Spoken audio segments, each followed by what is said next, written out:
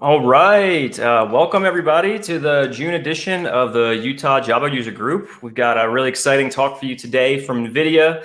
Been anticipating this talk for about a year now, so really thankful that Greg Jones is wanting to come out and talk to us about VR and XR and what's currently coming down the stream at NVIDIA. Want to go through a couple of housekeeping things though before we get started. Just be aware of. First thing is we got to thank our sponsors. Master Control in particular has come out today, and I'd like to say a few words. And we've got Jared Bracken with us here today. So Jared, why don't you come on up? Yeah, hey there. First off, I want to just say thank you for letting me sponsor. This is new territory for me. I haven't had the chance to really get involved with you, Jug, and definitely excited to interact with y'all. But so anyways, my name's Jared Bracken. I work at Master Control.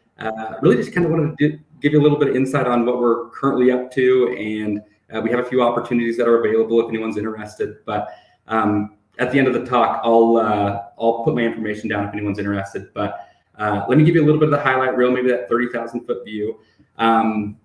Master Control, we work in an interesting space. We basically, I always call it a diamond in the rough. Our software, and first and foremost, we are a SaaS company. But our software, it basically interacts with the life science industry. And what we do is we create a software that basically helps with the communication between an individual company within the life science industry and essentially the gatekeepers. So it could be like the FDA or the CDC. And we're kind of in some new territories. We're moving into a lot of like machine learning, some AI. But really kind of our sweet spot within the software has been a lot of like document management and really just kind of the idea of getting people or the companies through the check and balance of basically getting their product to market. So one of the highlights that I wanted to touch on, we are working really closely with Pfizer currently. So we've had a huge impact on just basically the bringing the vaccine to market. And really what we're doing there is we're creating the framework for them to better communicate with the CDC. So, but we are in a growing phase coming out of the pandemic, and I wanted to touch on the idea. I mean, first and foremost, we're a Java shop. We're going through some interesting transitions. We kind of the big touches is we've been a monolithic approach. It's been Java, Spring on the back end, database, Microsoft SQL, front end, Angular with some JavaScript. And we have most recently moved into a greenfield approach, moving into microservices. And it's brought in kind of some cool opportunities if there are people that are looking for mentoring individuals moving that might have the experience within microservices, as well as other opportunities for people that might want to come in maybe in the traditional Java and Spring approach, and then moving into microservices as we continue to update everything. So it's an exciting time. If you're just ever interested in learning more about Master Control, please let me know. I'd love just to kind of hop on a call. It doesn't have to be a forceful thing or anything, but just sharing a little bit more. I would say primarily right now looking for 3+ years of experience and up into your principal level engineers. And yeah, that's kind of the scoop. And definitely I will put my information down in the chat. I'll put my email there. And again, I want to say thank you to you, Jug. And it looks like you guys got a pretty good presentation coming up. I had a chance to just dive into it for a second, and it sounds pretty awesome. So thank you guys. Awesome. Thanks again. And thanks for helping make this possible. We really appreciate it. We just got a couple quick housekeeping notes to share before we get into the talk itself. So just a couple upcoming talks we've got. Just a reminder, in July, we've got a Q&A session with Mark Richards. In August, we've got Stephen Chin from JFrog presenting on DevOps tools for Java developers. Should be a great talk. And then September, we've got Kate Warden on 8 ways to build strong engineering culture.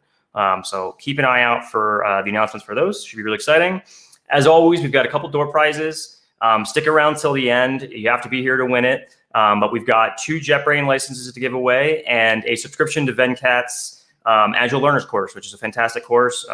And don't want to miss out if you haven't had that yet.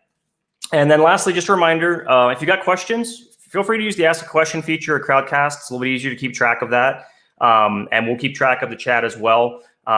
We want to try to make it an interactive conversation. So if you get Greg's attention, he'll pause and can fill in any details on what you might be wondering.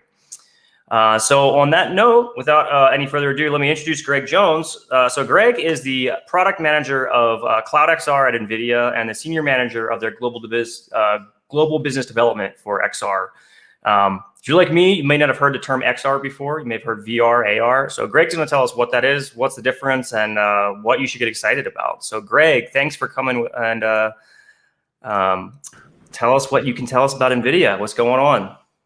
Yeah, my pleasure. So let's clear up that XR thing. I always thought of XR as X being the variable, right? And you could put V in there, you could put A in there, so you get your virtual reality, your augmented reality. And then you can put M in there, and it's a mixed reality, right? So, but what I've been told lately is the X stands for extended reality, which is the way to cover all those. So less algebraic and more of a statement. So I'm going to share a slide deck. I'm with a big company, so slideware is what we do. Oh, and I hit the wrong button, so let me figure out. There it is. Give me a second. Allow. I've got a couple videos in this deck. Hopefully they will come through. And let me put this in presentation mode. So Jonathan, I'm assuming you can see this screen. Yeah, let's get that up there on there. Awesome. Super. Is that good to go? Good to go. All right. Okay. So I'm going to address this kind of XR market and current XR through the idea of one of our latest technologies. So it might seem like a pitch for our technology, but I'm really trying to give an overview of where VR and AR are right now. And so the architecture we've created, and it's one of the products I manage in NVIDIA, is CloudXR. And it's to stream remote virtual reality. And I'll talk about why that's difficult in a couple slides, but let me contextualize, XR, talking about streaming XR. So when NVIDIA thinks about XR, I know it's really common. The first thing you think about is like Alex Half-Life or Half-Life Alex and Beat Saber and such. A lot of what we do at NVIDIA with the SDKs we built, the software development kits, is we address enterprise problems first, and then the consumer problems often follow along. And so XR in enterprise is actually, where consumer XR is growing at a pretty organic pace, XR in the enterprise spaces is going relatively rapidly. And we see them in a variety of use cases. I would say the predominant use cases you see XR virtual reality in are automotive design. So that lower left-hand panel, there's Autodesk has a product out there called VRED. This is a snapshot from VRED. It uses really high-end shaders and such for raster-based rendering. It has a 2D render for the screen, so volumetric render, that actually uses ray tracing. And that ray tracing is getting to be close to being in VR. I'll describe why you don't see ray tracing in VR also in here. But another use case we see is in training. We see a lot of VR applications in training. It's fair to say the graphics in the training applications aren't quite as good as the graphics in the design applications. And another place you see a lot of VR currently is architecture, engineering, and construction. So that's a picture from a construction site, a VR construction site by a group called ESI. You can imagine that both in automotive design and architectural design, photorealism's a big deal, right? So the shaders that the companies are using to build these VR things are really beautiful. They're complex, and they put a graphics card to an extreme test. And then we're starting to see a creep into the medical field. This upper left-hand panel is from a company called ProprioVision.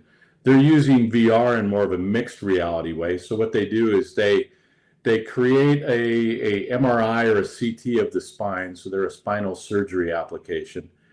And then the physician puts on a headset, and in real time, that CT scan of the spine is registered to the actual spine that's going under a surgical procedure. And so the physician with these mixed reality glasses sees the spine and the overlaid data. So now what the surgeon can see is a really beautiful 3D representation of that spinal column. And now when you put a screw in or something, you can get a feel for the 3D placement of that screw. So you can start getting a lot more accurate screw placement. You can see if you've gone too far through the bone, what have you. So enhancing those views, and you can imagine the registration has to be really, really accurate. And the data sets we're using in those cases are really high-end data sets. So millimeter resolution, MRI type data. The models we're using in architectural and automotive design are the full models. You don't decimate them just to render fast. So you're really talking, gigabytes of data or megabytes of data at least, and then really high resolution displays. And so you can imagine it's a really demanding load on the graphics card. So thinking about that load, if you think of gaming, so this lower left-hand image is kind of where I think of gaming. So anywhere from 30 to 60 hertz on the frame. You've got a ultra high resolution display, and you're going to be 60, maybe a little bit more megapixels per second. The minimum VR systems for enterprise are high definition 2 displays, because you're doing a left eye and a right eye. You're going at 90 frames a second. So your load to do VR relative to high-end gaming, where we make the 3090 and the 3080, all of a sudden in VR, we're 6x, 7x the load on the GPU for a raster-based system.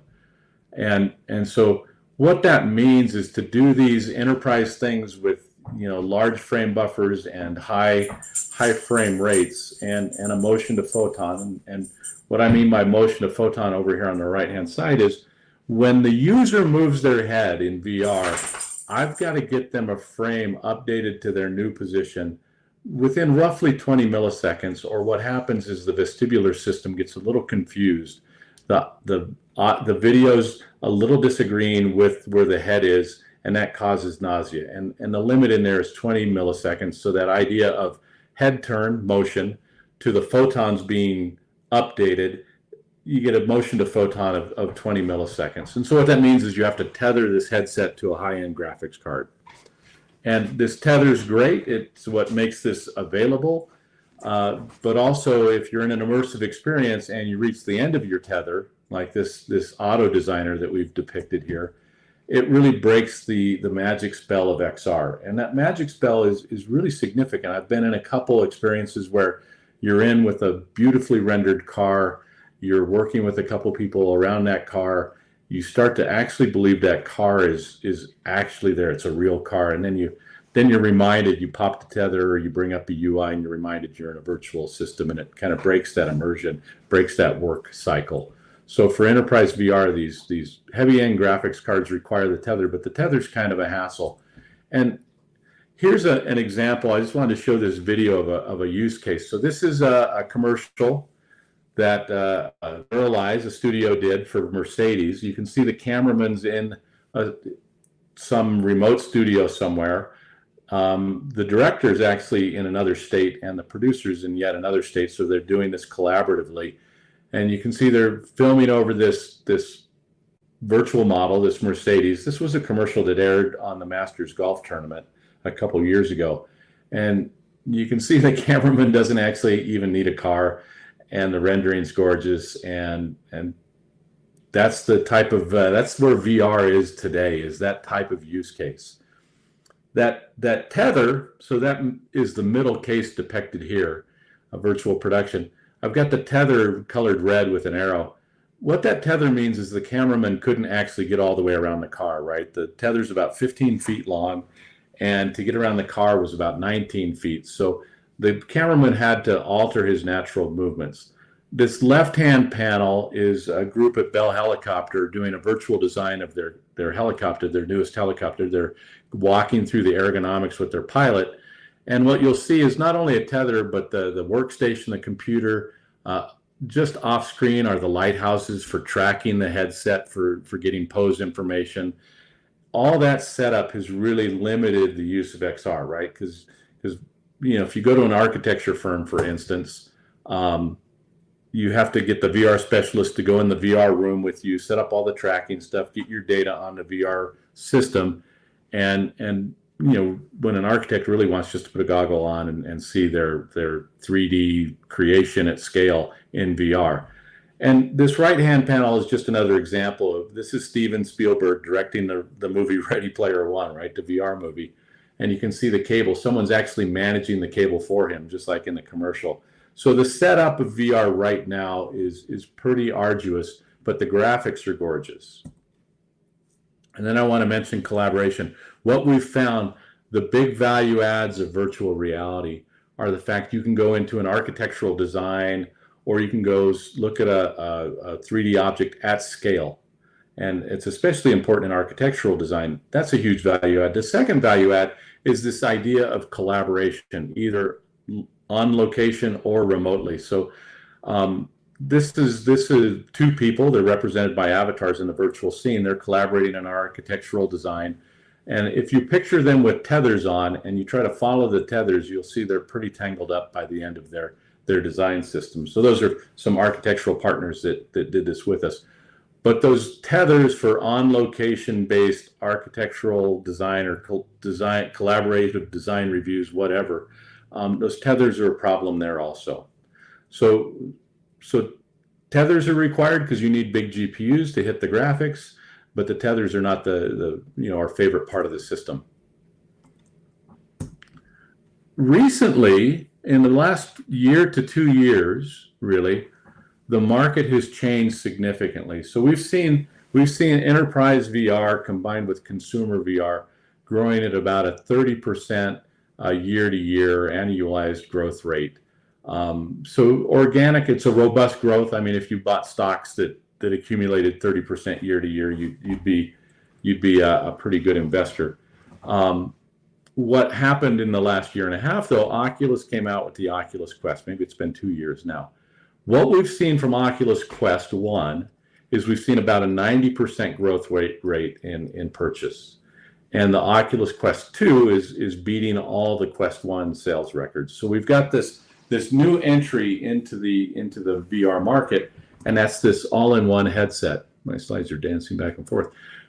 The all-in-one headsets, the problem with all-in-one headsets, and they're really cool, they've solved this kind of access to VR idea. So now I just put the headset on, my menu comes up, I don't need lighthouses to track, the tracking's all internal, inside-out tracking, the experience is resident on the headset.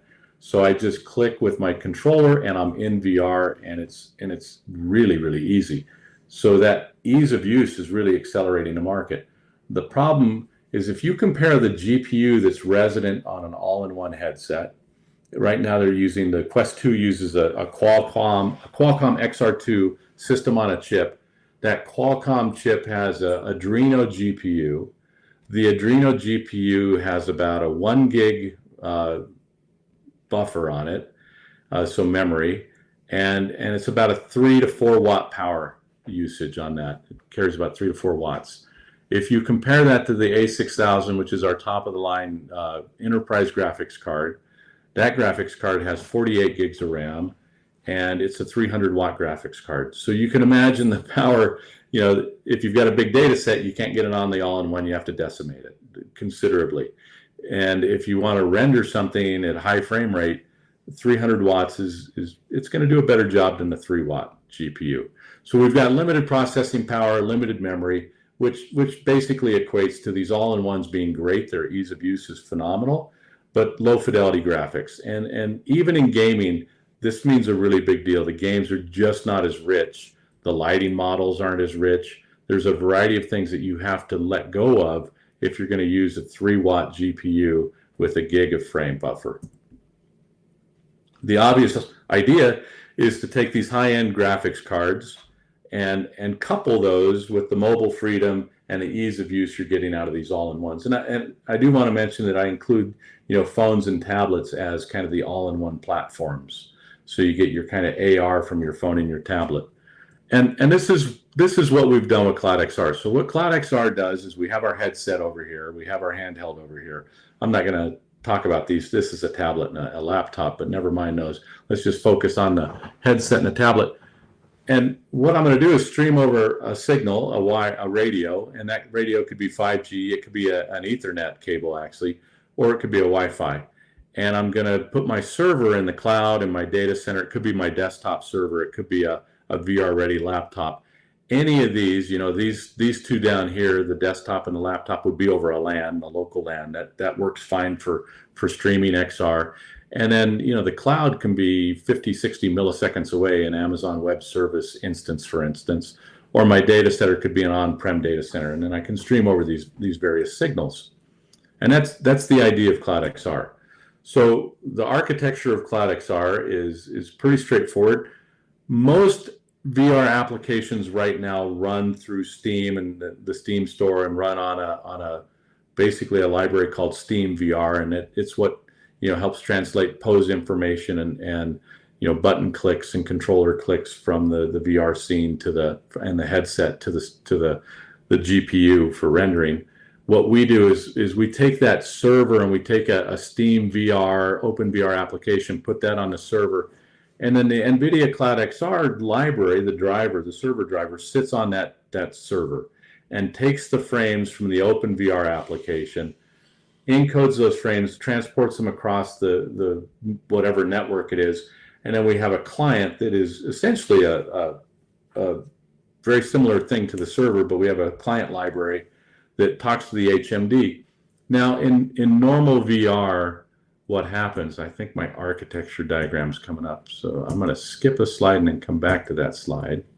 I'm going to skip a couple slides. So this is the architecture. So instead of that schematic, I'll actually do this.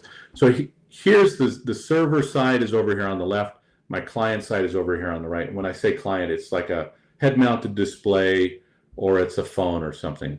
So on the server, I have my VR application running up here at the top, the VR runtime, and that's going to talk to an Open VR interface. This Open VR interface is what Steam VR uses.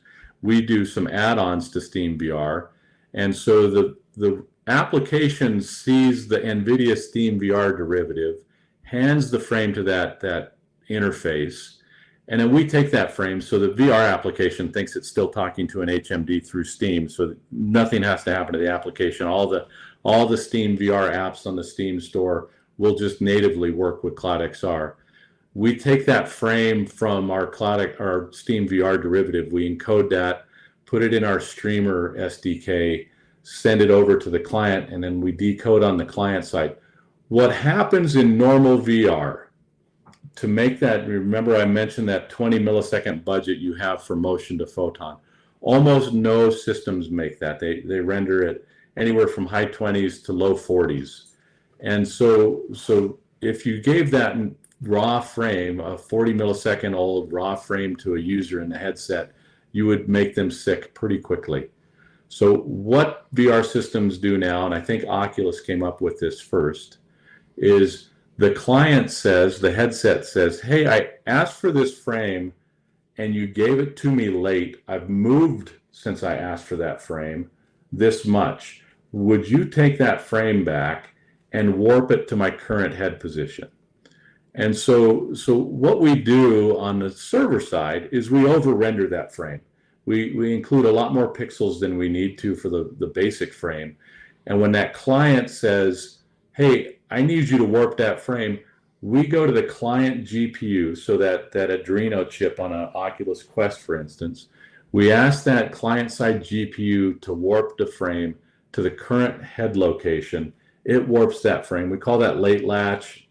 Oculus calls it asynchronous time warp. And that late warp, that transformation, that transform takes about under 5 milliseconds. So what the user gets is a frame that is essentially, to them, 5 milliseconds old. So we're well within that 20 millisecond motion to photon, even though it's taken us a longer time to basically get that frame ready and sent to the HMD. So just to talk about latencies real quick, to give you an idea of the mismatch in latencies, the VR runtime making the frame is going to take at least 10 milliseconds. So let's say you've got a really high performance system and you've got a relatively simple frame to create, simple geometry, 10 millisecond frame, giving it to the interface is a couple milliseconds. Now we're going to encode it. That takes 5 to 10 milliseconds. So just let's make it easy. So 10 milliseconds here, 10 milliseconds in encode. I've got 20 milliseconds. Let's say I've got a really fast network. So I'm 10 milliseconds here. So I'm 30 milliseconds. Decode's going to take another 10 milliseconds. I'm 40 milliseconds. So by the time I get here with a really efficiently rendered frame, I'm 40 milliseconds. I'm double the time I actually have to get that frame over here. If I get any jitter in the network, I'm going to buffer. That's going to add at least 10 milliseconds also. So, I'm in streaming XR, I'm going to be giving the HMD frames that are anywhere from 40 to 90 milliseconds old, depending on my network. So that's the amount of latency we're covering up with this late latch idea. So let me go back to this image. This is what it looks like. This is a video I'm going to play real quick. Hopefully it plays smoothly. This is a McLaren Senna 3D model. We're going to do AR here. So we're giving an alpha channel to a phone and then overlaying that alpha channel on the phone camera. This model of the McLaren Senna is 30 million polygons. And you can see we're using a pretty sophisticated lighting model. And we're not decimating the data all. This is actually rendering on a server in a Verizon data center somewhere in downtown LA. I'm going to zoom into this car wheel or the steering wheel, and you can see the detail on the leather stamping and the stitching and such. That just tells you you can't render that on a cell phone. And so we're streaming over a 5G network. That video clipped out a little early, huh? Yeah, it's a little choppy on the it's a little choppy. end. Yeah. Yeah, so I'll just leave it like that. I'll just freeze it so you can see the lighting model. So that's streaming over a 5G network. That 5G network onto the show floor of the Mobile World Congress in the LA Convention Center. The 5G network from the LA data center was some ridiculous latency, like 5 or 6 milliseconds. But this is a rendering on a 5G Samsung cell phone. So it's really an amazing rendering for a cell phone. It certainly couldn't even hold the data set, honestly.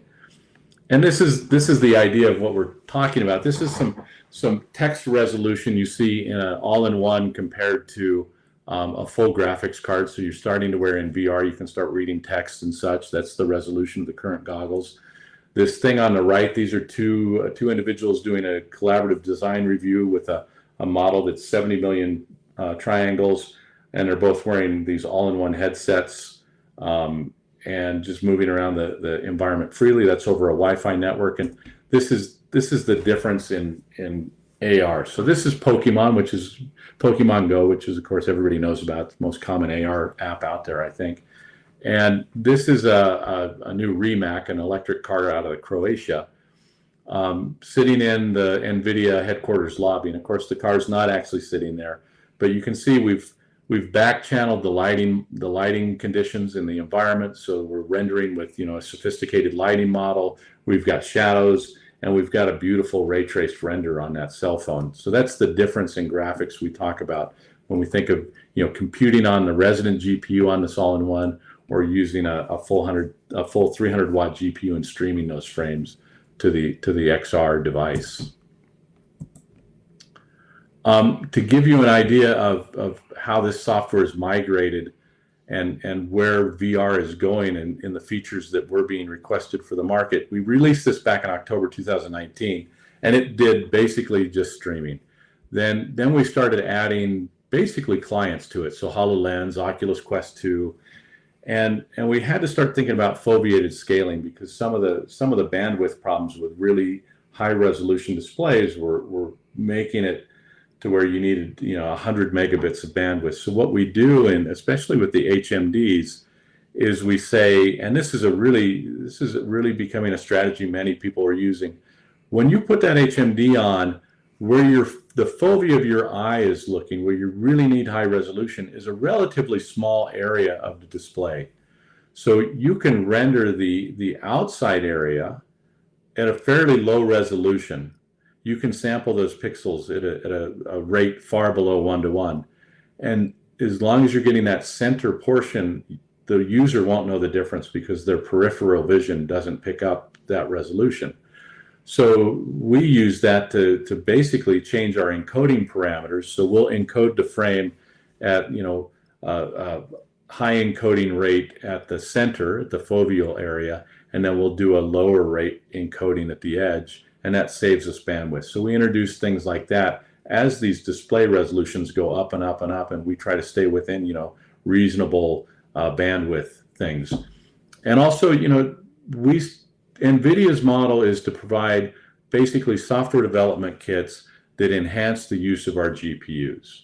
So we have 2 to 3 million developers working on various SDKs around the world that run on NVIDIA GPUs. So they expect tools like latency profilers and a variety of logs. So a lot of the releases that we do in CloudXR is enhancing this developer experience with new logs, profilers, yada yada yada.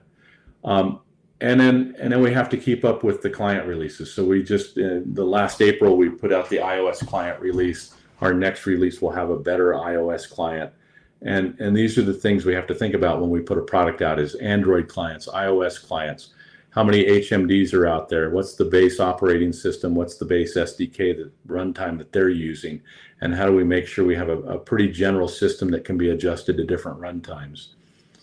And so if you think of that type of work, that's a lot of what we do in engineering in CloudXR is adjusting to the market. And the market asks for a really amazing thing. And this gives you an idea of where XR is going. Future releases, and I'm not saying any of these features are in future releases. I just wrote these in this afternoon to give you an idea of what we're being requested. So bidirectional audio, it's a collaborative thing. So getting that audio back to the server and then into the application, so the application can share audio, so that when I talk in a collaborative simulation or collaborative virtual environment, people can hear me. That seems really trivial, but when I'm doing video, I can late latch. I can transform that video right at the very last millisecond and keep that reasonable. If I'm 100 milliseconds away from somebody, my audio is really hard to late latch. So I have to be pretty clever on how I create a audio buffer. How do I transport that? How do I prioritize that as a packet through the network so that the audio is getting there with as little latency as possible? So, for instance, to solve the bidirectional audio problem, we also have to solve the fact that we're going to give higher priority to our audio packets than we are our video packets. So those are the types of considerations. Split rendering is a really big deal coming up. So let's say that I have 10 people in a scene, an architectural scene, and I want to ray trace. Ray tracing, and I mentioned I'd talk about this, ray tracing in VR is really hard.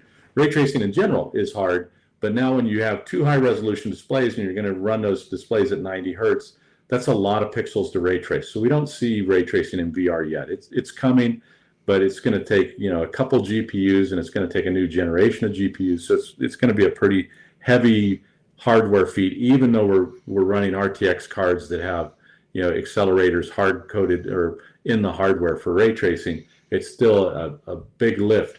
So split rendering is the idea of doing something like, let's say I do a global illumination on a big server for all 10 people. So I globally illuminate that environment, and then I raster on a graphics card, and I just basically do a composite so that raster lives in that global illumination. And maybe I can even do that raster on the resident GPU on the all-in-one. So those type of split rendering conditions are coming. And as soon as I talk split rendering, I can actually talk about disaggregated compute. So now on the server, instead of just doing a split rendering, I can start doing AI workloads on the server because I have large inference cards in the cloud. And what I mean by AI services is the sky's the limit, but let's say just for an easy lift, let's say instead of using a GUI, I want to use a conversational AI interface. So now, I'll put we have a conversational AI just like Google does, just like, a couple others do. We call ours Jarvis. It runs really slick on our GPUs. So now I'm going to talk with Jarvis, and I'm in a design review of an auto. And instead of pulling up a menu and including my vision on this beautiful model I've created, instead to change a color, I'm just going to say, hey, Jarvis, would you show me the color palette of this car? Oh, I see the color palette. Put it in candy apple red because that's what I want to look at it at. So really interacting with your scene instead of with a GUI with a conversational AI. So that's that idea of disaggregated compute, because I can, I've probably got 100 milliseconds that I can, let that conversational AI take to answer me. So I can put that compute anywhere in the cloud or data center and not have to worry about latency, where the global illumination may have a shorter latency. So I've got this idea of disaggregated compute and nested latencies. And of course, the typical encryption, we've got to figure out encryption for the stream, auto configuration. So when you put a headset on, it knows what servers are available to you, whether it's your desktop on your LAN or it's a AWS instance somewhere in the cloud. And all those types of features end up going into this SDK to make a really robust development environment. So I've mentioned AWS a couple of times, and this is, I think it's fair to say we didn't think you could stream AR or VR with this 20 millisecond motion to photon budget. But it turns out we've built some experiences on AWS platforms with, like AWS, the Portland data center, the Oregon data center is from here in Salt Lake is about 50 to 60 milliseconds away. And with CloudXR, I can play Alex Half-Life on that connection without noticing that I'm on a remote server, right? It's a really good experience. And so that's the type of flexibility these CloudXR, these streaming protocols do. And we're not the only company making a streaming protocol for XR. I do think ours is the best right now. And I think that's due to the fact that we can control the hardware encoder and all that kind of stuff. So there's a variety of reasons. And the streamer that we use, that technology, we've been working on that for years. That's part of our GeForce Now product, which is game streaming from our data centers. So I'll end it there. We have the typical, when you're with a relatively large company like NVIDIA, you get to work with a lot of great partners.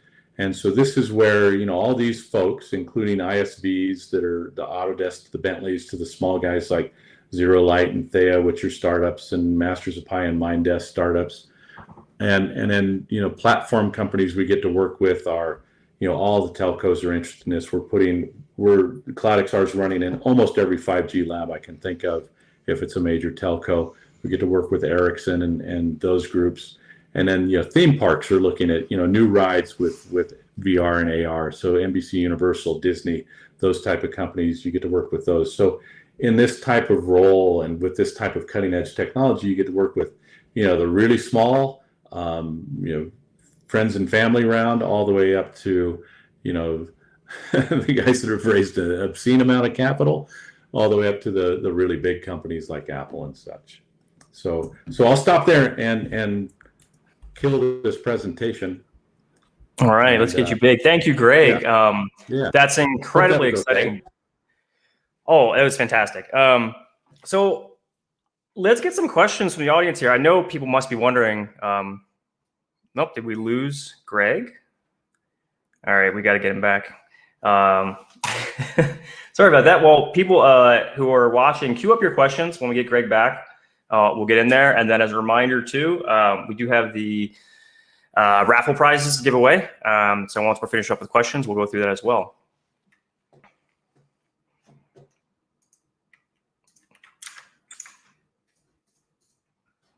I know people must be wondering, nope, did we... Let's give it just a minute here.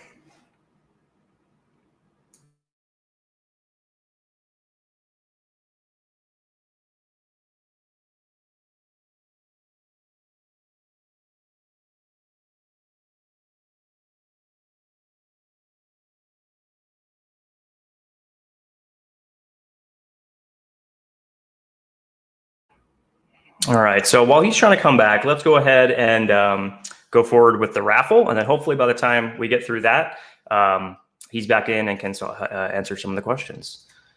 So let me pull up an updated copy of the attendance just to make sure we got everybody in there.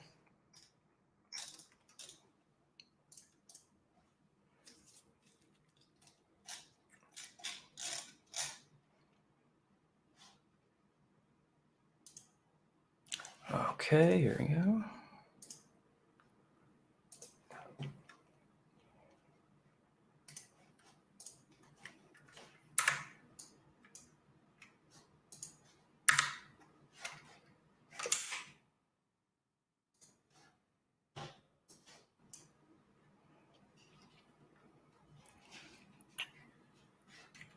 Okay, so our first winner for a JetBrains license is, am I saying this right? Renee Dupree. Renee, are you with us? Oh, we got Greg back. Let me pull him back up. You won't need that? Okay. Let's pull Greg back up then, and then we'll resume the giveaways once he is, we're done answering questions. But yeah, let's get these questions going. And he's coming up now. I think he said Salt Lake to Portland, but he might have said DC in there somewhere.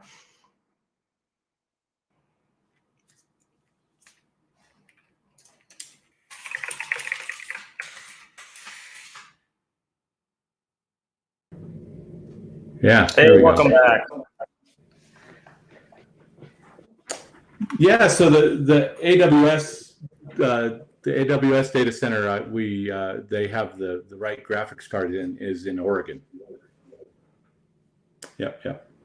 Okay, so we got one of the questions we got submitted here is this is by UJug. So this is one of the UJug members. What's NVIDIA's prediction on how XR will change the way humans interact with computers? It's a broad one.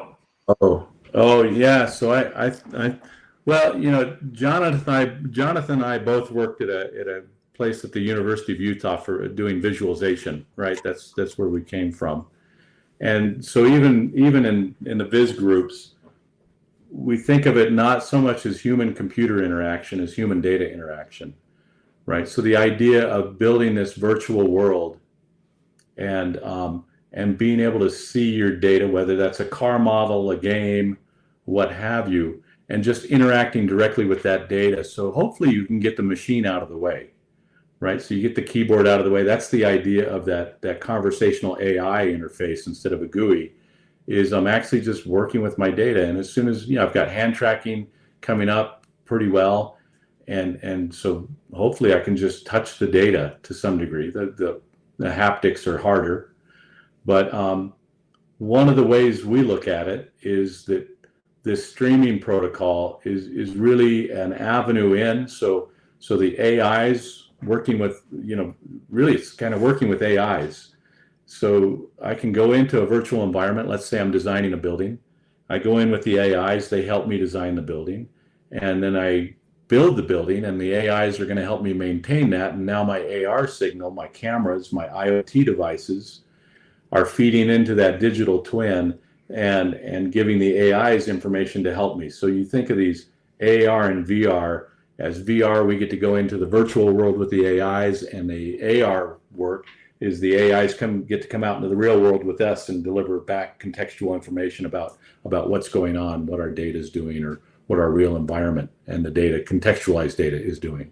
So really long-winded answer, but that's where NVIDIA sees it going, is building these virtual worlds to work and design in, and then creating those virtual worlds in the real world.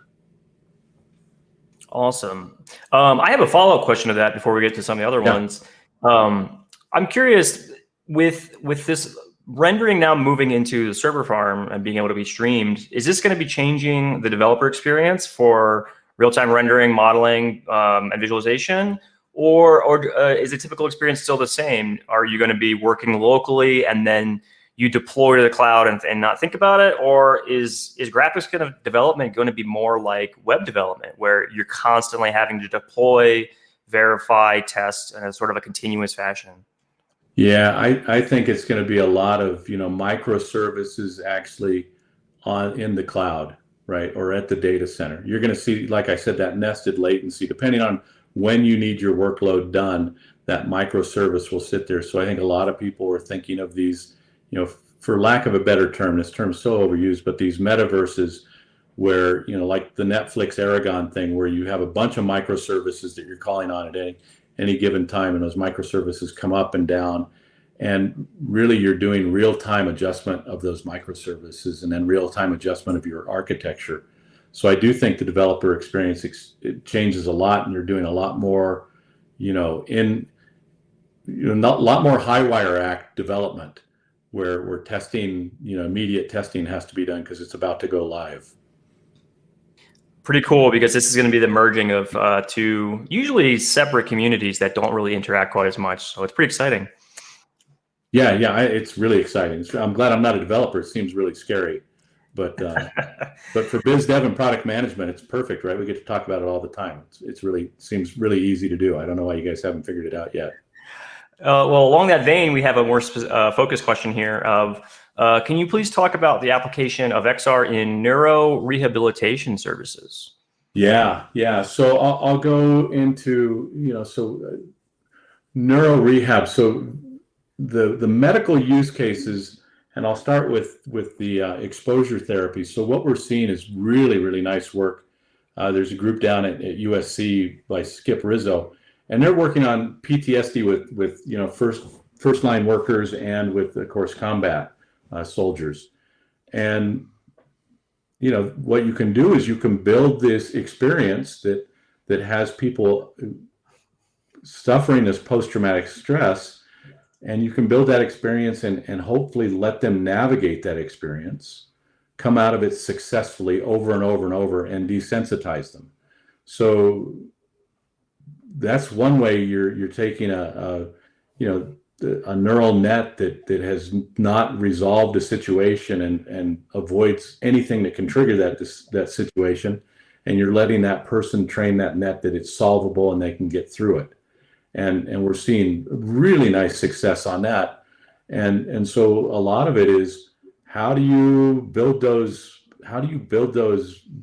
environments? How do you build those simulations and customize them as close as you can to the actual situation that the person has experienced, and then give them the power to resolve it. So we see that. We also see a lot of people, there's a couple exercise programs for VR out there that people are doing for fitness. And we've got the rehab community starting to say, for stroke patients, let's use those same principles, put a lightweight headset on and stream a really nice environment. What we see right now in those rehab type of things, not so much the PTSD. The PTSD is going for really photorealism so that they can get as close to the real life experience as possible.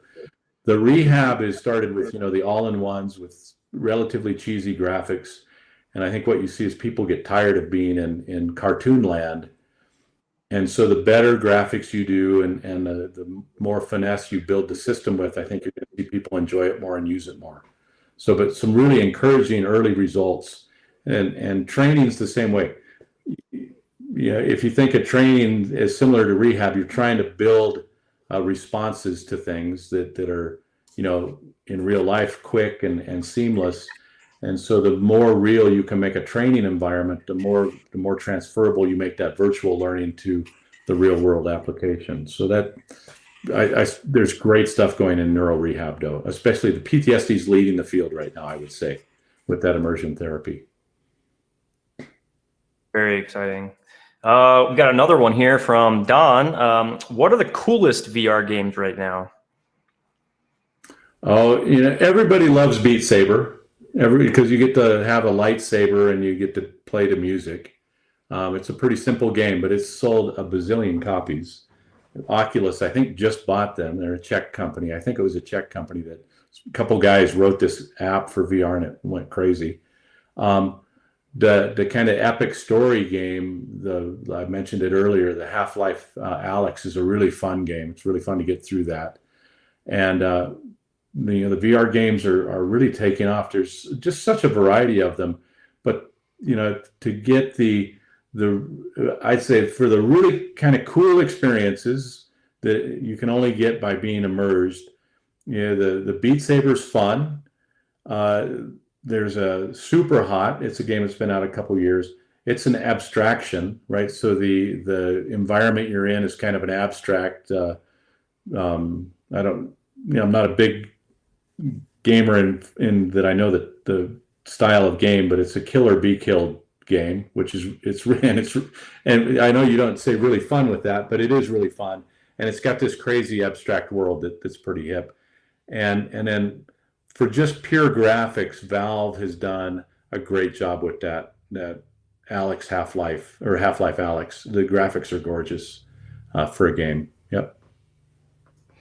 Excellent. Thanks for the recommendations. Another question for you here. Is text rendering in VR improving? How long before we can have like a digital IDE program in and actually read it? I know this is one that's come up a lot. Yeah, it's getting closer. If you look at that, there's a headset out there called the Varjo, VARJO. It's out of Finland, and they have a high resolution inset in the middle in that foveal region.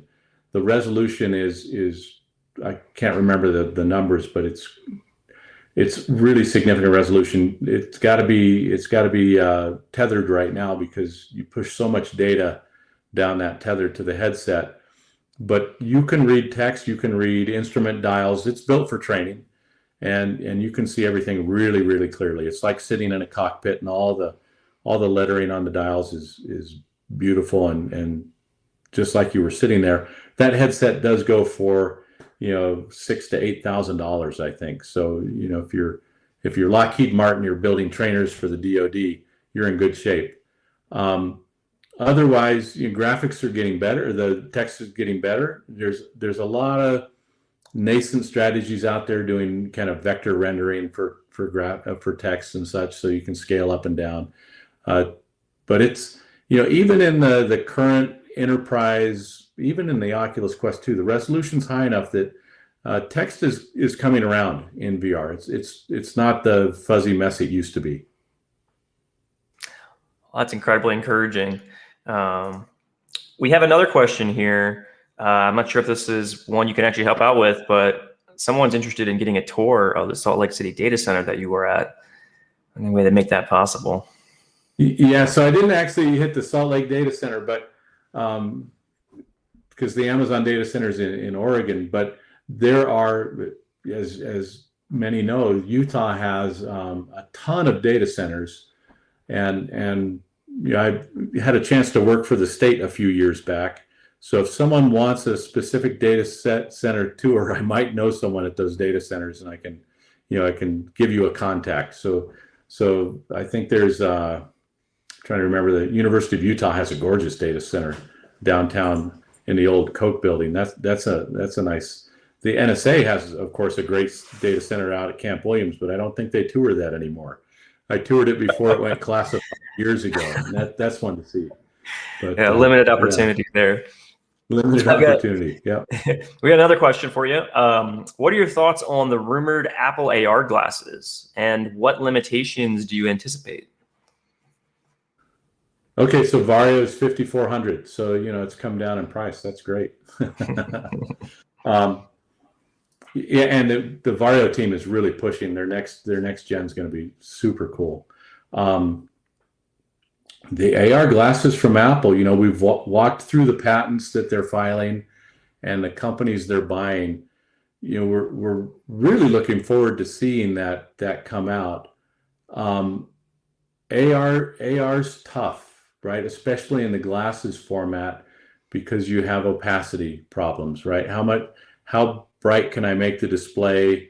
How much can I occlude? How do I get depth measurements out of the environment? But I think Apple, with their LiDAR and on their phones and their LiDAR cameras, I'm expecting to see a really nice headset with occlusion, so depth maps, all that type of stuff. So I think the Apple AR glasses will be a significant step up in the ecosystem. We are expecting to be kind of next gen type of thought. I don't think they'll have holographic displays yet. That's still looking at the speed of making the holograms, focusing in, rendering, how big those hologram data sets are. I think that's still a few years out, but the Apple AR glasses we expect to be pretty significant.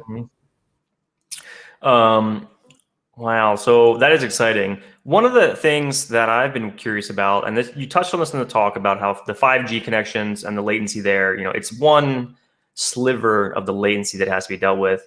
How dependent is this success of this on 5G being successfully rolled out and utilized everywhere? If I'm not at a major city center, I don't have 5G.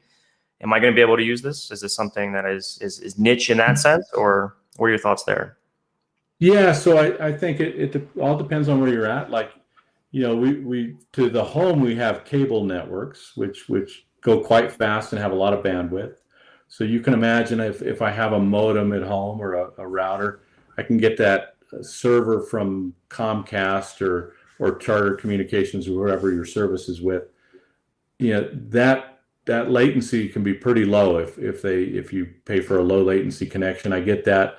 My Wi-Fi home network is really low latency, right? So it's a few milliseconds usually. So if I can get that cable connection down to 40 milliseconds, my Wi-Fi network, I could stream XR in my home. I stream XR in my home right now, right, through my Wi-Fi and my regular internet to AWS. So 5G now, if you're out in the environment and I'm mobile and I'm not in my home network, 5G is a really neat idea. Where I see it going first is private data centers. So let's say I'm BMW and I want to have 1,000 of my factory floor workers all sitting in a 5G network, all with high bandwidth connections to their AR glasses. And I'm running algorithms like part check. So I hold up a part that I'm about to put on a car. My server recognizes that part, does a quick quality check, says that's the right part. The quality check's clean. Go ahead and use that part, and it all comes up in my AR glasses. That, Wi-Fi won't be able to do that because the interference in Wi-Fi, even in the 5 gigahertz or even 6 gigahertz on Wi-Fi 6, will just be too much. The jitter in the network will be too much. So that's a 5G use case, and that's really where the telcos are going, both here, Europe, and the APAC region. Is let's do 5G private networks in the data centers over manufacturing floors, and let's work it out there, and then we'll see how that rolls out to consumer. Okay. A related question we got here from the audience was, what router do you use or recommend for that kind of super low latency? Yeah. I've gosh, what's it called?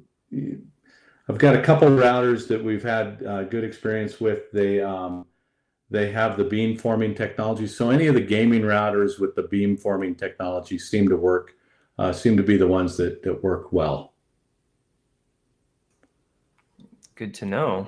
Yeah. Great question, by the way. And you should always use Mellanox NICs, whenever you're building a server for that next question. So yeah, absolutely. Okay, excellent. Yeah. Got a little bit more time if any other questions from the audience here. While we're waiting to see if there's any more questions, I'm curious, Greg, what are you most excited about that's coming down the line? Is there a particular area that you can talk about, or yeah, is it yeah? Well, we're heavy in the data center now, and the thought of mixing AI and XR and graphics is just really exciting. And so what NVIDIA's been doing, and it's clear in our acquisitions, right? We acquired Mellanox. We've got the ARM acquisition, hopefully going through.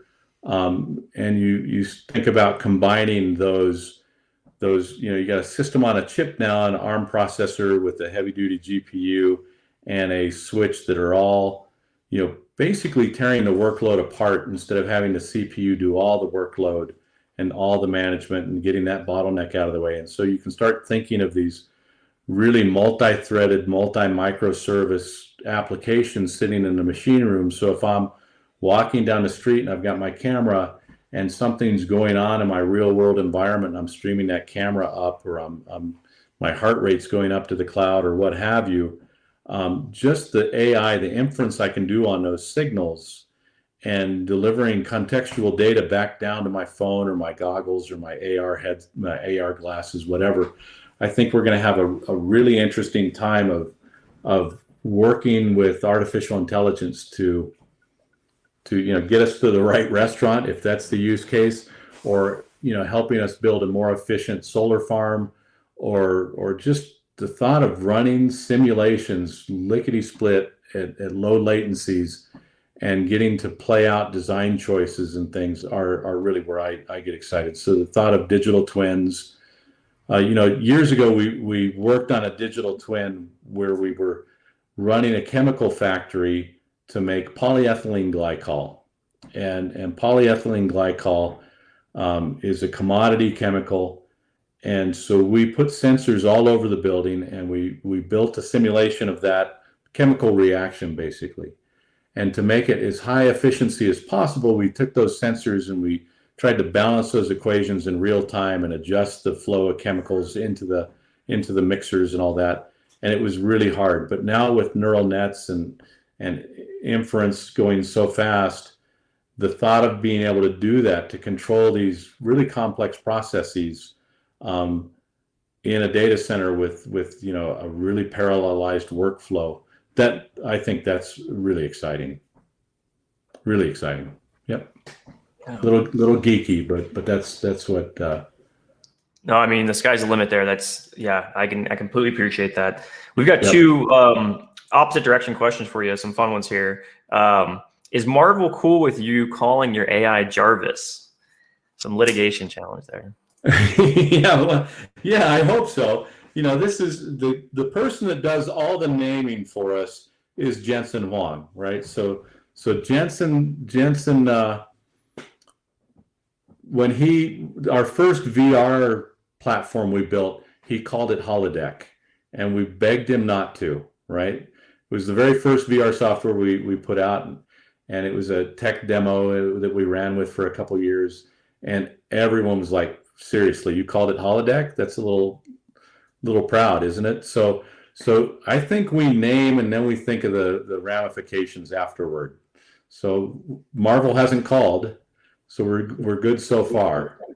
I love it. Very bold. Yeah. We got a work life question here. What is NVIDIA's work from home policy post pandemic? That's been a really big one. Really curious to hear how NVIDIA's been treating it. So we've just doubled our headquarters campus, and it's a gorgeous building. I haven't been there in over a year, and Jensen just told the company we are going to lead from behind, which means we'll be one of the last companies to go back to the office. And so we've been having a great time with the remote work. We're as busy as ever. Our stock price is doing well. So the company policy is work where you need to, and if that means remote, great. If it means you need to get into headquarters or your local branch, great. And so I'm remote all the time. I work here in Salt Lake. I spend my mornings here at home, and then I usually zip into the office for lunch with the guy that manages me, who's also was a grad student at the Ski Institute where I was an administrator. And so we're friends. So we have lunch, and then we hang out in the office in the afternoon, kibitz, and then but we could easily be remote also. And so NVIDIA there's never been really a big difference between remote or in HQ. And this is, push that needle even further. So that kind of extends to the NVIDIA culture. There's another question here of what is NVIDIA's work culture like? Oh, it's I really enjoy it. It's a good match for me. When I joined NVIDIA, my wife said, I came from the university. I think I had 5 weeks vacation annually at the university. And my wife said, how much vacation do you get at NVIDIA? I get 0 days of vacation, right? There is no vacation accrual. But if I need time off, I just take it, right? So the CEO really defines the culture in NVIDIA. And if he believes we're all here to do our life's work, that work's important to us. That's why we came to NVIDIA. So we'll manage our own time. And that really is the company culture. It's a very demanding company. There's a lot of smart people. The first year was really difficult because you'd get on a conference call, you'd say something, and the conference call would be silent. No one would help you out of the box you talked yourself into. But they also, once you get through that, it's a really supportive crowd. It's a brilliant crowd. There's a lot of smart people in NVIDIA, and it's a pleasure to work for. And I was telling Jonathan this earlier. Everybody I meet in NVIDIA, when we do something, when I give a talk, when I suggest a new feature to engineering, my first thought is, what would Jensen think about this action, this feature? Would he see my reason for having that in the package? Would he understand why I want that feature to go to market? And everybody I talk to, we say, let's do this. And someone will say, this is what I think Jensen would think of that. So the culture is emulation of our CEO, and our CEO is brilliant, and it's worked for us so far. And so it's kind of a fun place to work, where you have 18 to 20,000 people trying to think like the CEO. Yeah, sounds like an absolute fantastic place to be. Yeah. Well, we're looking forward to everything that's coming out of the XR team. I think that's the end of our questions here. So, Greg, I want to thank you again for coming out and sharing this with us. Pleasure. Extremely exciting work. And these are all things that we can download today and use, right? None of this is absolutely. Well, okay. the CloudXR SDK is in a gated release, so you can apply to download it. If you send me an email, gjones@nvidia.com, and tell me you've applied, I'll approve that application. Let's see. Is that right there? gjones@nvidia.com. Yeah. That's it. Otherwise, the application will just sit there and linger, and no one will approve it. So you do need to email me. Yeah. You heard them, folks. Don't miss this opportunity. There you go. All right. Well, thanks again, Greg. We'll wrap up with the raffles, but thank you again. Really appreciate you being here. My pleasure. Thanks, folks.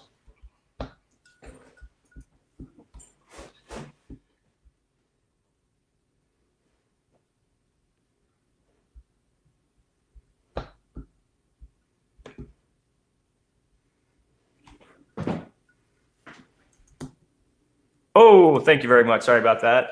All right, so we got the JetBrains license winners here. The first one after the recast is Steve Afrin. Steve, are you here? Got to be here to win it. So if I don't see your message, okay, excellent, congratulations. Please email board@ujug.org and we will get you that license. The next winner is Jinwoo Shin. Jinwoo, are you with us?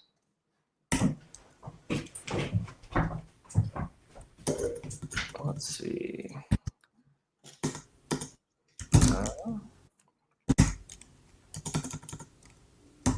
don't see Jinwoo. Okay, we're going to go to somebody else. How about Bruce Williams? Bruce, are you with us?